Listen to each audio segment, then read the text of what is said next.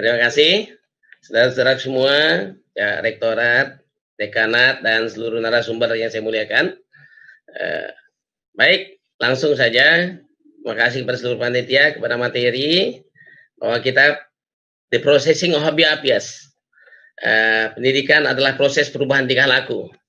Di sana bukan salah satunya yang paling mendasar dalam kehidupan kita, bangsa Indonesia harus bisa sejajar dengan bangsa di dunia, yaitu bahwa berlelah-lelah itu rahmat, ya. Bersantai-santai itu lanat dan musibah. Jadi berlelah-lelah itu penggugur dosa dan pengangkat derajat. Maka di situ ada proses perubahan tingkah laku.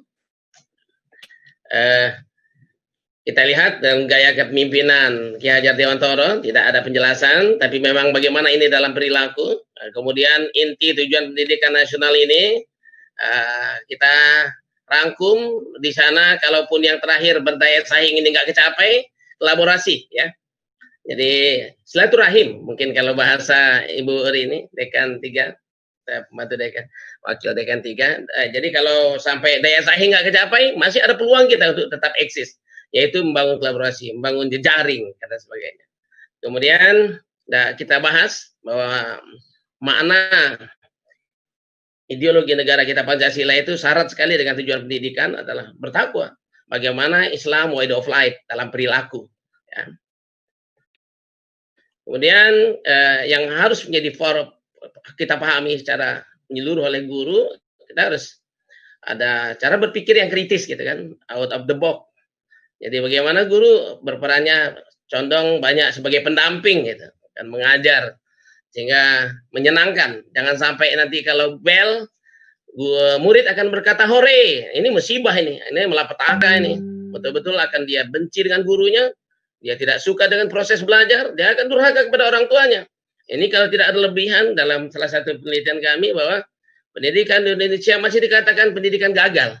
Seharusnya mencerdaskan dan mensejahterakan, tapi kenyataannya pembodohan dan penyengsaraan. Ya, ini harus kita berani merevolusi dengan cara yang santun. Nah, ini bagaimana ke depan tamat SMA bingung, tidak tahu arah, tidak ada aktivitas ekonomi. Kemudian sarjana condong sebagai karyawan. Nah, ini fatal sekali. Nah, sehingga hal-hal tersebut sangat bertentangan dengan pola pendidikan yang ada di dunia. Bahwa mereka itu ada proses yang menyeluruh dalam kehidupan ketika mereka dalam hasil belajar tersebut, mereka berprestasi dan eksis, mampu mandiri, berkepribadian baik. Hanya karena nggak ada ruh, miskin ruh, termasuk nanti yang akan paparkan luas narasumber yang lain, Merdeka belajar di Indonesia harus dilengkapi dengan ruh. Kalau tidak ada ruh, ketika kalah berkompetisi, sementara dia berprestasi, endingnya putus asa dan bunuh diri dan seterusnya. Kemudian kunci sukses guru ini. Nah, ini tidak perlu dibahas, saya kira. Pertama, berani mencoba. Ya, fatal sekali orang tidak berani mencoba, berani gagal. Ada proses terus, berani. Karena meskipun John F. Kennedy adalah orang Amerika, ya, makin dahsyat kegagalan kita akan berbanding terbalik dengan keberhasilan kita. Ya, kemudian berani sukses, jangan takut jadi orang sukses. Kemudian berani berubah, ya, berubah dari berbagai kebiasaan, ya, yang nggak pernah berubah ya hanya perubahan itu sendiri. Harus berani berubah, ya. Kemudian jangan pernah takut gagal. Seorang bayi paling tidak 297 kali dulu terjatuh supaya dia bisa berdiri dengan tegak. Maka kalau dibesarkan nenek, sulit tahu jalan. Sulit jalannya karena selalu berlebihan, sayangnya disampar. Boleh jatuh, asal jangan berbahaya. Jangan ada beling atau benda-benda yang membahayakan. Ya. Jadi untuk otot ini terbentuk, bukan jatuh yang dipersoalkan. Tapi bagaimana bangkit dari jatuh, itu yang kita didik. Yang kita tanamkan nilai-nilai secara dari hati ke hati kepada murid kita. Bahwa mereka siap jatuh. Ya, dan jangan dipersoalkan. Dan siap dicela siapapun, jangan hiraukan. Ya. Kalau kita disebut-sebut orang mungkin karena sudah di depan, bukan mutung, ya. Ya. Atau mungkin kita ada keliru. Jadi adalah sahabat kita yang terbaik, ya adalah yang berani menegur kita, mencela kita sehingga kita dapat informasi yang baik, kita berani introspeksi Wellington, kita berubah.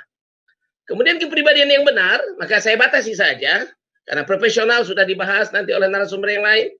Demikian juga tentang Merdeka Belajar. Tentu Merdeka Belajar ini yang diharapkan Merdeka Belajar yang ada ruhnya, jangan gersang. Kalau gersang endingnya putus asa, mereka lari ke gadget, mereka lari ke santai-santai, mereka lari ke narkoba, dan mereka aktivitas yang nggak bermanfaat, mereka dugem. dan mereka mengisi waktunya dengan hal-hal yang nggak bermanfaat. Kepribadian yang benar yang diharapkan dalam proses belajar itu, yaitu pertama berpikir positif mereka itu, ya. Ketika mereka berpikir positif, sampaikan anak-anakku harus berpikir positif. Maka otak kita akan memerintahkan jantung untuk mempaparkan darah atau oksigen. Maka otak ini memancarkan gelombang elektromagnetik, menangkap yang positif. Dia berada di lingkungan yang baik. Kemudian dia berpikir yang baik dan seterusnya.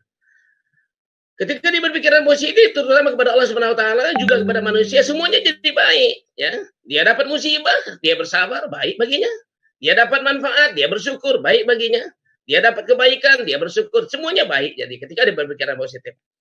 Kemudian toleran, ini kekacauan bangsa kita. Dunia ini nggak toleran terhadap perbedaan. Bagaimana kita memahami? Justru perbedaan itu membuat kita mau sendiri, calling down, dan tahu diri, dan kita bisa ngaca, dan kita dan didik anak-anak itu untuk punya toleran dengan perbedaan, tetap santun, ya, dan sebagainya. Kemudian ya mereka juga harus semangat dan optimis, kesadaran terhadap waktu. Di negara-negara di dunia hanya 2 yang mengatakan bahwa jam itu berputar. Seluruh negara di dunia mengatakan jam itu berlari. Ya, berbahaya sekali kalau cara pandang kita, mindset kita, cara berpikir kita mengatakan jam itu berputar. Ini sangat berbahaya. Kita jadi lemah. Kita akan jadi nggak berdaya. Dan yang paling tidak boleh dikatakan tidak sanggup, tidak tahu, tidak bisa, ya, belum tahu, belum dengar. Ini berbahaya. Ini haram untuk diungkapkan. Baik guru apalagi murid, baik murid mau apalagi guru. Karena pasangan tidak tahu, tidak sanggup, tidak bisa, belum pernah, pasangannya adalah kebodohan, kemalasan, kemiskinan, dan neraka. Ada pasangannya, endingnya itu. Yang ada, saya upayakan, saya sanggup, saya bisa. Harus ada kata-kata itu, ya. Nah, kesadaran terhadap waktu, mau orang tidak ada waktu luang, kecuali sedikit, akan jadi ibadah. Ya, karena berlelah itu rahmat, bersantai-santai itu lana dan musibah. Kalau ketika waktu berlari, dia akan isi dengan kebaikan sepanjang waktu itu. Sedikit tidurnya, ya, dan sebagainya. Ketika waktu itu berputar, ini berbahaya, besok saja. Maka kalau istilah anak muda itu tarsok, Pak Tarso, ntar besok. Ini berisiko, ini menghancurkan kepribadian kehidupan manusia. Kemudian percaya diri yang kuat, ya. Harus percaya diri kita. Kita yakin Allah pasti tolong kita. Kita bangsa yang beragama, ketika ada bau-bau yang kira-kira merugikan negara ini, kita dengan santun harus mengingatkan. Kemudian terus berprestasi. Dan ingat, hasilnya kepribadian itu menjadi seorang pribadi yang rendah hati, pemaaf. Dia minta maaf meskipun belum tentu salah. Dan bermanfaat, khairun nas, kalau bahasa sekretaris umum tadi, Pak Kadis, ya, Pak Restu, yang manfaat bagi orang lain, ya, gemar-gemar berbagi. Kemudian gotong royong hasilnya. Jadi bukan nilai belajar. Kalau cari angka rapot, bikin aja rapot sendiri, 7.500, kasih 10 semua. Jadi ada proses berubah, nggak ada lagi lah ranking hilangkan. Ada baiknya ranking tidak ada, merusak akhlak mereka. Kompetisi yang tidak sehat. Syukurlah Eptanas dihapus karena sangat mendidik. Cukup banyak sekolah yang curang. Mereka tidak perlu sekolah dengan baik atau diajarin nanti oleh gurunya saat belajar ulangan. Ini mendidik mereka menjadi bingung. Saya ini kan ngerti Pak, kok diajarin gurunya, ada juga muridnya yang belajar. Kemudian budaya antri dan bersih. Ya. Bagaimana mereka kalau sudah layak bawa kendaraan nggak membunyikan klakson, sehingga gemetar hatinya kalau melihat sampah untuk tidak dipungut. Terjadi kemudian question, ada ketahanan malangan. Ketika dia jatuh, dia bangkit. Dia menyikapi persoalan dengan wajar. Dia berusaha cari jalan keluar. Dan tidak pernah menyalahkan orang lain. Ketahanan malangan, question. Mohon maaf, dikasih kurung. Kurungnya dibuang saja pada peserta. Pada peserta, saudara-saudaraku yang menyaksikan dengan live streaming, lihat YouTube dan sebagainya, luar biasa. Mudah-mudahan semua peserta ini sarana Allah menggugurkan seluruh dosa kita dan mengangkat derajat kita. Dan terakhir, menjadi ending proses pendidikan ini adalah agama dalam perilaku kehidupan sehari-hari secara utuh.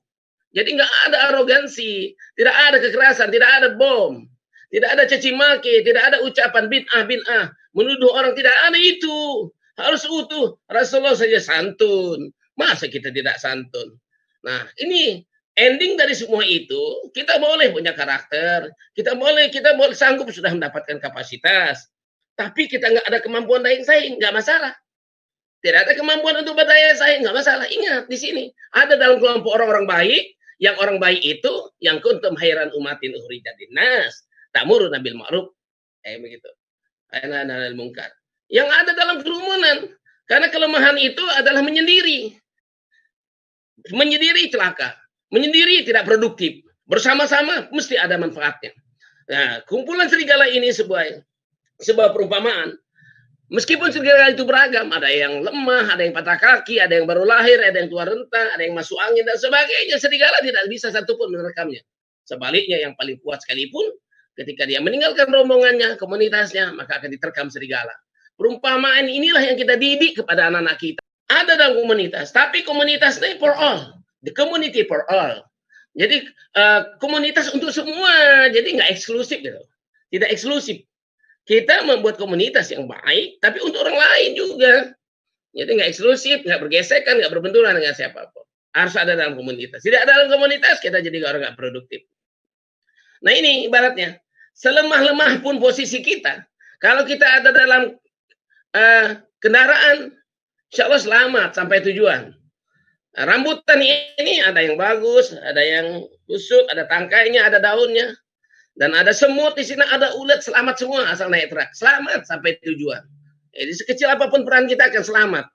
Kita harus final, Pancasila tidak perlu didiskusikan lagi, NKRI itu harga mati, dan kesepakatan-kesepakatan jangan lagi ada pembahasan-pembahasan yang membuat kita terpecah belah. Nah, kalau kita lihat keseluruhannya ini, nah ini semua muaranya adalah bagaimana agama masing-masing kita dalam perilaku. Ya. Kita tidak akan bahas bahwa endingnya adalah orang-orang yang bertakwa, yang berani, yang 627, kita hanya ambil 5 saja, yang optimis, yang tenang, yang bahagia, kemudian yang nerimo kalau bahasa Jawanya, ya, nerima. Ini nggak nerima, mesti kalau ada peristiwa sedahsyat apapun, sepahit apapun, kita melihat, kita harus tetap senyum melihatnya, senyum. Kenapa? Ada apa rencana Allah di balik surah ini? Ini fitnah ini nggak masuk akal. Ini peristiwa ini tidak masuk akal. Tapi Allah punya rencana lain. Ketika kita mengabdi sebagai guru di salah satu sekolah, ya, lebih kurang 16 tahun, Allah menghendaki lain, ya, sehingga anak-anak bisa sekolah dan sebagainya. Ya. Nah ini, bagaimana kita menyikapi selalu positif, selalu baik, ya, dan tidak pernah akan menghiraukan apapun celaan orang lain. Wala yahopu lau mata lain. Mohon maaf, ya kita bahasa. Kemudian ada keseimbangan. Bagaimana guru dan anak-anak didiknya itu harus ada keseimbangan. Jasad dikasih makan dengan makanan yang halal dan thayyib, olahraga. Maka target pendidikan sekarang, di samping dia mungkin hafal Quran, secara akademisi dia berprestasi tinggi, dia bisa menemukan fashionnya, jasadnya itu harus dikasih makanan halal. Dia harus bugar. 97% generasi muda ini tidak bugar. 97%, hanya 3% yang bugar. Tolong anak-anak kita ya, tolong adik-adik kita, bahwa murid kita itu adalah proyek akhirat yang mengantarkan kita. Ketahanan Malangan, terus teman-teman yang honor, sudah bertahun-tahun jadi guru, masih gaji 300.000. Itu sabarlah, ini ilmu yang bermanfaat sampai jadi tulang belulang pun masih mengalir. Ya, oleh karenanya jasad dikasih makan, berolahraga, olahraga harus bugar kita. Orang sehat belum tentu bugar, kalau mau bugar insya Allah sehat. Ya. Akal dikasih makan dengan ilmu yang berasal dari ketuhanan, dengan konsep yang luruh, ya, dengan nilai-nilai budaya dan sebagainya. Ruh dikasih makan. Kalau Muslim ya sholat fardu awal waktu, sholat malam, puasa dan sebagainya, kemudian berzikir dan seterusnya. Kalau ada salah satu aspek ini tidak diberi makan dengan baik, maka wajar aja. Kalau mereka tamat sekolah, tingkatan manapun, tidak bertampak kehidupannya, yang ada keburukan. Dan mereka kurang sopan santun, mereka tidak tertarik untuk memungut sampah yang berserakan di mana-mana. Mereka tidak siap dengan budaya antri, mereka membunyikan klakson, mereka kebut-kebutan. Ini gagal guru, dan guru yang tanggung dosa mereka. Guru gagal ini, jadi kurang halal gajinya. Nah, kemudian menjadi proses belajar itu adalah sapa. Kita sapa, tidak ada lagi murid kita. Ketika dia ngobrol atau sibuk sendiri, ditegur aja, coba perhatikan ke depan. Ini guru gagal. Guru yang kurang baik etikanya. Dia harusnya didatangi. Anakku, ada persoalan, apa yang Bapak bantu? Apa yang Ibu bantu? Sapa. Sapa dulu. Harus ada sapa, tidak ada itu. Coba perhatikan ke depan. Itu bukan guru itu. Bukan guru itu, preman tuh. Ya. Guru tidak ada begitu ya. Guru disapa, didatangi, kembalikan kira-kira beberapa menit, pulih perhatiannya. Ya sayang, ada yang Bapak bisa bantu dan harus disapa. Datangi dia. ya, karena boleh jadi dia butuh perhatian, yang kurang perhatian dari orang tua. Kemudian bina suasana hati dan fisik. Ada gerak-geraklah sedikit sebelum mulai di kelas itu. Ada pemanasan, stretching, ada pemanasan, ada perenggangan dan sebagainya. Ada suasananya, olahraga di samping dengan doa pagi dan sebagainya. Kalau yang muslim bisa sholat duha lebih dahulu. Kenapa masuk lebih awal dan masa? Ada bina suasana, kondisikan dulu dengan sapa, dengan empati, kemudian gembira. Sekali lagi, sebuah proses belajar gagal. Ketika bunyi bel, maka mereka akan berkata, hore!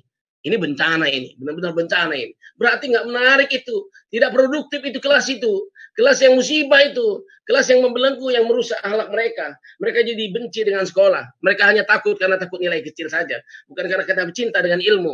Bukan karena mereka cinta dengan gurunya. Ketika guru nggak masuk, apa yang terjadi? Mereka senang. Ya kan? Ketika gurunya sembuh, lu kok udah sembuh? Ini peristiwa yang amat mengerikan. Ya, ini harus kita berani merevolusi diri. Bagaimana kita berperan sehingga kita. Maka yang paling layak masuk surga itu guru. Udah gajinya besar, ya, terutama yang ASN ya. Ada apa namanya? Tunjangan-tunjangan lainnya dan sebagainya, bahkan dia bisa nyabang di sekolah lain, bahkan dan sebagainya. Ini hal-hal yang masih bisa berkebun. Karena kalau libur sampai 2 bulan nanam jagung hampir buah dan seterusnya. Kemudian gembira dan harus senang dia. Jadinya apa itu ya? Kemudian berikutnya siswa itu lebih aktif. Condonglah guru itu sebagai pendamping. Jadi bukan orang otoriter yang menunjukkan kegagahannya, padahal anak-anak sudah lebih tahu dari YouTube, dari media, ya, cerita kan. Sebagai pendamping. Kalau perlu mereka anak-anak diskusi, mereka senang menguasai pelajaran. Yang kita amati, yang memimpin diskusi jangan-jangan sudah arogan nih. Ini yang kita obati perilakunya. Mungkin yang dipimpin mulai nggak terima nih si Fulan ini nongkrongnya kan gitu. Jadi yang diobati perilakunya. Bukan akademiknya. Akademiknya nggak sulit. Bimbel aja dia 1 bulan, sudah 10 semua nilainya. Kalau mau ujian gampang, kalau mau dapat 10, bimbel aja 2 bulan. Bahas-bahas soal, selesai. Dapat 9,5, lebih bisa. Ya. Kemudian condong sebagai pendamping. Kemudian menghidupkan partisipasi secara luas. Kadang-kadang di sekolah-sekolah besar, baik sekolah umum maupun sekolah pesantren, itu yang tersentuh hanya yang berprestasi tinggi saja. Yang menonjol sama yang menonjol kebaikannya dan menonjol keburukannya. Itu yang disentuh karena kelas besar. Seharusnya 5-6 orang didampingi 1 guru, 2 guru. Ya. Kalau perlu itu 5-6 orang didampingi 3 guru dengan spesialis bidang masing-masing. Ya. Nggak ada pelajaran yang terlalu banyak waktu SD itu. Mereka banyak bermain, mereka mendapat lawannya, mereka menghindari gadget. Mereka mengunjungi perpustakaan, mereka mengunjungi persenjataan, mereka datang kepada TNI itu semangat nasionalismenya. Mereka datang, mereka di lapangan, mereka bermain. Mungkin SMP baru dikenalkan belajar, SMA baru ngejar prestasi. Ini dari TK pun sudah belajar. Kata Bang Toha, ujian lagi, belajar lagi, ujian lagi. Ya deh. Kemudian menghidupkan partisipasi yang luas. Jangan sampai yang di tengah ini, yang sedang-sedang jadi korban. Murid kita yang sedang ini jadi korban. Tidak dapat sentuhan. Ya. Harusnya dapat sentuhan, ya.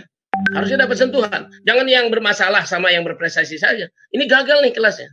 Dan yang berikutnya konsep merdeka belajar harus ada ruhnya. Kita sudah baca-baca bolak-balik dengan ketua senat kita, Adida Basri. Merdeka belajar itu belum ada ruhnya, harus ada ruhnya. Supaya nanti kalau kalah bertanding, dia berprestasi, kalah berkompetisi, nggak usah bunuh diri, nggak usah putus asa, nggak usah dugem, nggak usah nyantai-nyantai, ya. Kemudian berikutnya terciptanya suasana harmoni, membangun kasih sayang, serta suasana kelas yang dinamis, pindah-pindah.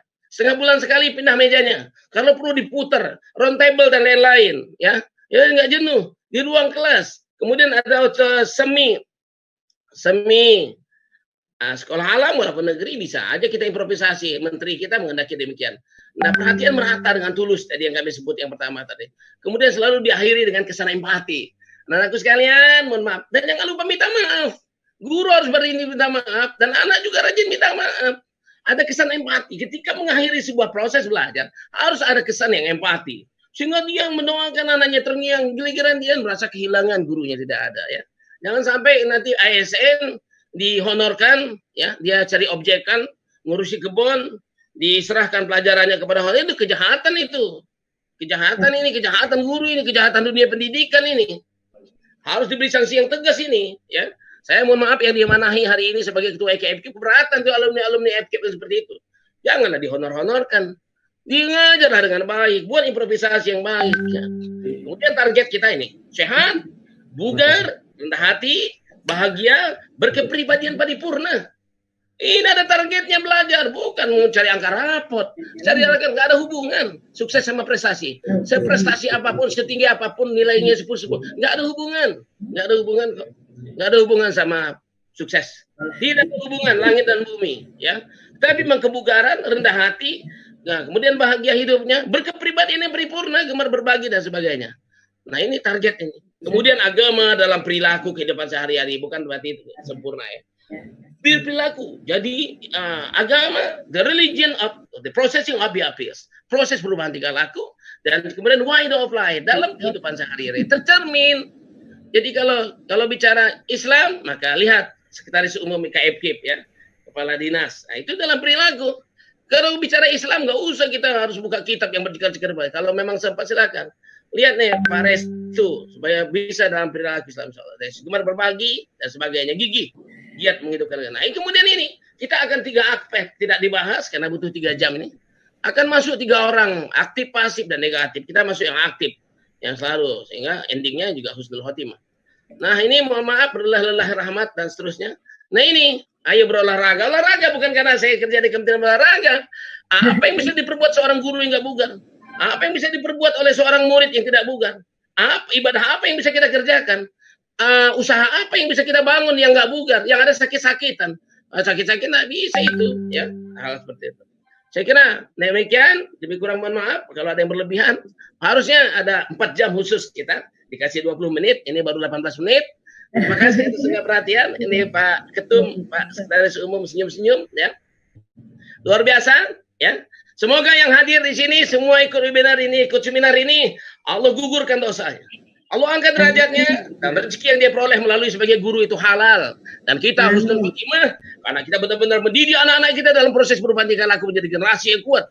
Ingat, kita didik mereka harus lebih baik dari kita, lebih tangguh dari kita, lebih berkepribadian. Kenapa? Karena yang akan datang tantangan mereka jauh lebih sulit. Assalamualaikum warahmatullahi wabarakatuh.